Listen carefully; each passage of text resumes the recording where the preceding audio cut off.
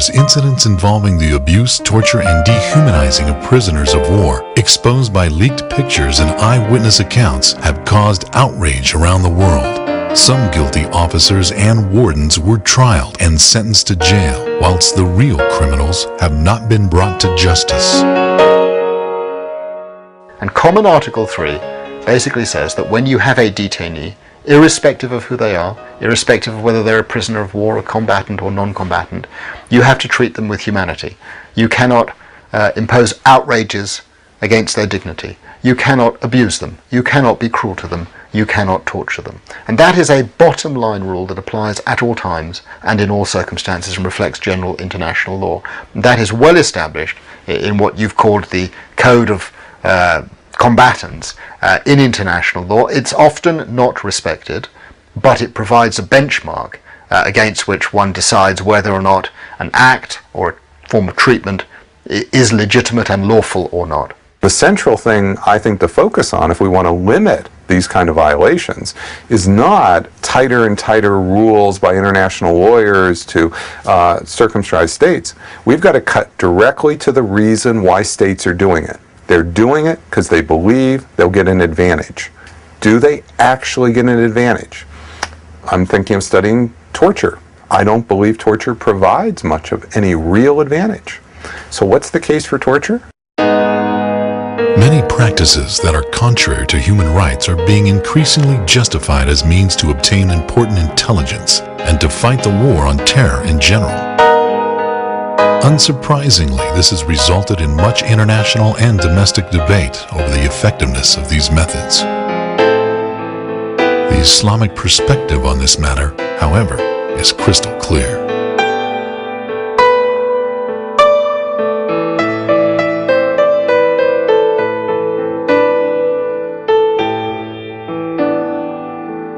Muslims are not allowed to torture or dehumanize prisoners of war, irrespective of how they are designated. It is rule number 2 in the Islamic Code of Combat. Prisoners of war are not to be killed or tortured. This rule is solidly established and it was clearly observed during numerous incidents during the Prophet's time. After the Muslims were forced to immigrate from Mecca to Medina, an armed conflict began between the Muslims and the tribe of Quraysh, which lasted more than 8 years. Known as the Battle of Badr, this was the first in a field of battles that took place between the Muslims and their enemies. In the year 624 AD, a small, poorly prepared army of 317 Muslims met a heavily supplied army of 1,000 Meccan idolaters.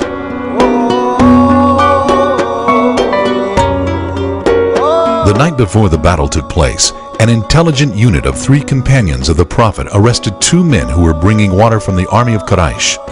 The Prophet's wisdom shone in his chosen method to extract information from them. It is a clear display of the high standard of morality to be implemented when dealing with prisoners of war.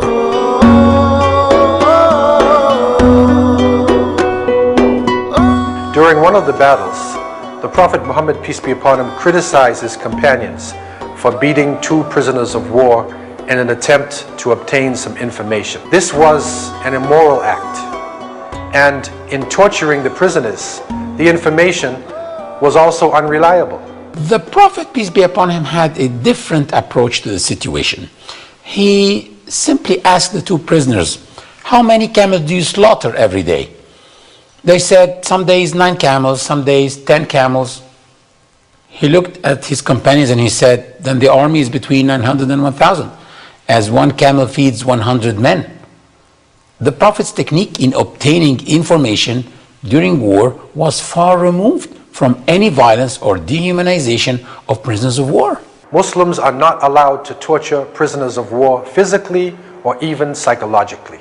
The Prophet Muhammad, peace be upon him, blamed one of his companions for walking some prisoners of war along a path where they saw their dead before the burial. He said, "O Bilal, don't you have mercy in your heart?" In fact, Islamic teachings go even further in encouraging good treatment for prisoners of war. The Quran describes it as an expression of love for God. The Quran says, and out of love for Allah, they feed the poor, the orphan, and the prisoner of war. شره مستطيرا ويطعمون الطعام على حبه مسكينا ويتيما وأسيرا. In 630 AD, the Prophet Muhammad led an army of 10,000 Muslims. Till that day, it was the biggest army ever to march in Arabia. They marched towards Mecca, which was to surrender to him peacefully, without a single blow of conflict. For more than 20 years, the people of Mecca caused nothing but hardship for the Prophet. They persecuted him and his followers while they were in Mecca. And they waged wars against them after their migration to Medina. People usually accept, peace treaties when they're unable to sway a battle in their favor. The Prophet, peace be upon him, when he comes into Mecca, he comes in now as the dominator, as the guy in charge, if he wants to be. But how does he come in? With humility, with tranquility, with forgiveness, with an open heart. It's almost unbelievable to see someone that could act in this fashion towards people who killed his uncles, who persecuted him, who embargoed him, who treated him with such evil actions, that he comes back and says what? To these prisoners of war, he says, whoever wants to be safe, let them go to the house of Abu Sufyan. Abu Sufyan was the greatest enemy of the Prophet. So this is a historical moment which Muslims have to reflect on from that time to the end of time, on how Muslims should treat their adversaries in war. The Meccans gathered, and the Prophet mercifully asked them, "What do you think I will do with you?" With fear in their hearts and tears in their eyes, they said, "You are a noble brother and a noble nephew." Prophet Muhammad announced a universal pardon. He said, "No reproach upon you this day. May Allah forgive you." And their lives were spared, and their homes and properties remained in their possession. 500 years later, Salah al-Din, a Muslim leader, would follow in the footsteps of Prophet Muhammad in dealing with prisoners of war after defeating his enemies in one of the bloodiest battles of all time.